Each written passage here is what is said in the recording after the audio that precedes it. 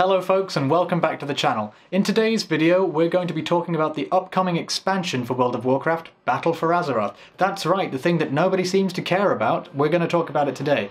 And yeah, I say nobody seems to care about it, well that's because any time that Blizzard talk about WoW, or people stream it, people do videos, or Ian Hazukosis has a developer Q&A, you see quite a few times posted in the comments section, oh, BFA zero hype, or BFA's dead on arrival, no hype, the hype train has definitely got brakes this time. Well, yeah, that is the general statement, the general sentiment in the community is that no one really seems to care that much about BFA, which actually doesn't matter too much because we've already bought it, right? The whole, oh, buy the pre-order for BFA and get the allied races things.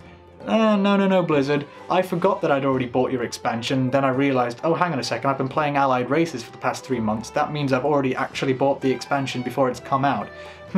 That's kind of shitty, I don't like that business practice. The Allied Races, at least the Void Elves and all of that batch of Allied Races is clearly 7.3.5 content, so don't make me buy the next expansion to unlock it. Anyway, that's just a bit of a shitty Activision style of business practice there, I think. However, I think it's not necessarily a bad thing that there's very little hype for BFA because, well, it makes sense. BFA isn't that different from Legion. We've killed the big bad, Sargeras is imprisoned with his boyfriend Illidan, and it's all going to be fairly fine until inevitably Illidan escapes and says, oh, I wasn't prepared or some shit. I don't know. We're going to see them back again. Sargeras isn't done. They're not going to drop a story like that. I don't think so anyway. So we've killed the big bad of the entire universe, the whole villain of the entirety of the previous expansions, plus the RTS games that we've all been building up to. We've now killed him, allegedly, and so everyone's felt, oh, crap, what do we do now? And Blizzard come in and say, alright, well, Sylvanas decided to burn your nice tree down,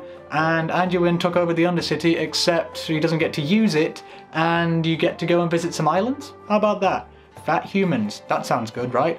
And everyone's saying, okay, fine, yeah, sure, fine. The gameplay is going to basically be the same, world quests and all that, like, the daily interactions of the game are going to remain basically the same, and Mythic Plus is staying, and they're adding a few new things to it, like the infestation thing that, the special fix seasons, that's going to be pretty interesting. I liked what Ian said about that in the last developer Q&A, I thumbs up for that. There's some nice iterations going on, but it's nothing particularly game-changing. It's going to stay relatively the same as what we already know and like, which is not very exciting. And also there's the fact that there isn't a big villain anymore because we've killed all of them, so we're going to have to make new ones, and obviously it's probably going to be N'Zoth or something like that. They are definitely building up towards something with tentacles, so that's cool, but it's understandable that BFA does not have the same level as hype as previous expansions have had. However, let's go back down memory lane here and think about what those previous expansions had attached to them.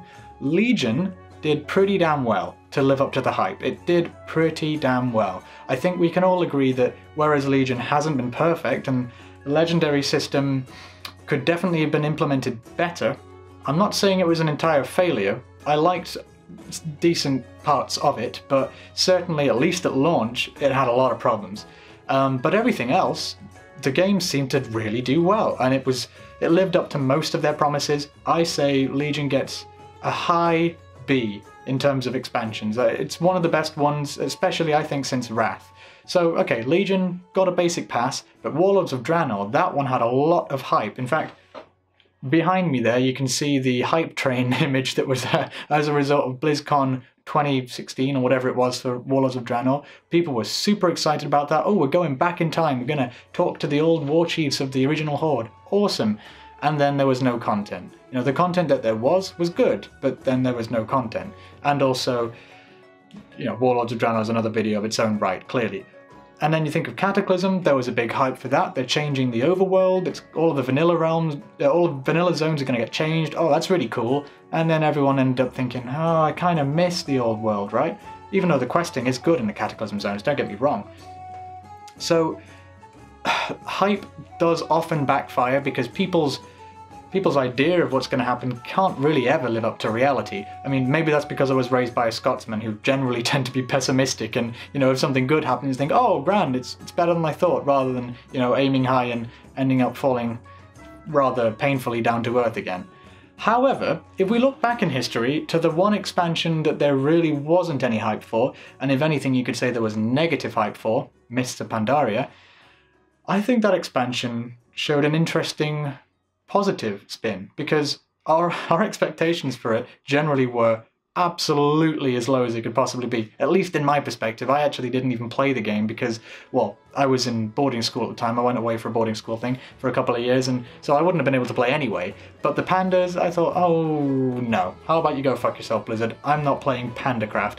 But in hindsight, going back through that leveling content later on, in later expansions, and playing the raids for transmog and all of that, and just reading about people's general experience of the game design, of the class balancing especially, and the storytelling, and just the raid mechanics and all of it, Pandaria was really bloody good. And because people didn't have a massive over-expectation for it, the fact that it was pretty good was heightened because there was the expectation that it wasn't going to be good. So my point being that BFA might actually benefit from the fact that people don't seem to care too much about it, because they're going to keep playing it regardless. People enjoyed Legion, mostly, and they're probably going to fix some things.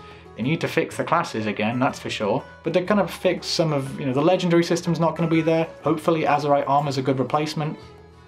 I think business as usual is certainly a good thing when we consider how well the game is doing now as to when it was Warlords of Draenor. It's definitely on an upward trajectory. I think it's fine to keep chugging along in this way, and I would rather we don't have the reveal of who the big bad is right now. I mean, hell, we don't actually know who burned down Teldrassil at the time of recording this, so it's good that we don't have a big bad, even though it's less hype-inducing, because honestly, people get pretty burnt out with hype, and I'd rather we go into the expansion with, level-headed appreciation of it, to be pleasantly surprised. I think that would be a nice change to everyone thinking it's going to be perfect. Oh, WoW is fixed, it's never going to die, it's going to be here forever, and then inevitably in a few months after release, when people have started, they've basically done all of the endgame content that's been released at the time, and they've just got the raids on farm, and they say, oh, worst expansion in the world, Warlords of Draenor, I miss you, everything was fine, you're forgiven.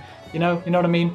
I think it's a good thing, rather than a bad thing. And let's not kid ourselves, the hype train for Classic is already at full speed, and it has been for 8 months. There's nothing BFA could really do to match the hype that Classic is easily attaining, because people have been waiting for so long for Classic that BFA would have to be, I don't know, the perfect game in order to eclipse Classic in terms of its hype levels. So, we don't want to ask too much of the devs. I think they're doing a good enough job, but they've been kept to far too tight of a schedule by the overlords at Activision, I think, because I do worry for the state of the game, in that it seems they're doing a lot of last-minute class changes and balancing that doesn't feel right. It doesn't fill me with hope. I have bad feelings about BFA, despite everything I've seen. The art looks great, the leveling experience looks wonderful, I'm sure the raiding and dungeons are great. However, the fact that class balancing is still getting done this intensively right before launch doesn't bode well as far as I can see it. I hope they make it work, but it's worrying is all I'm going to say. So anyway, I'd love to see what you think about all of this in the comments and in my Discord, which is linked below. Follow me on Twitch for when I start recording live streams again, which will be back in August when I get back from work trips. And I'll see you next time. Have a nice day and stay chim, everyone. Bye bye.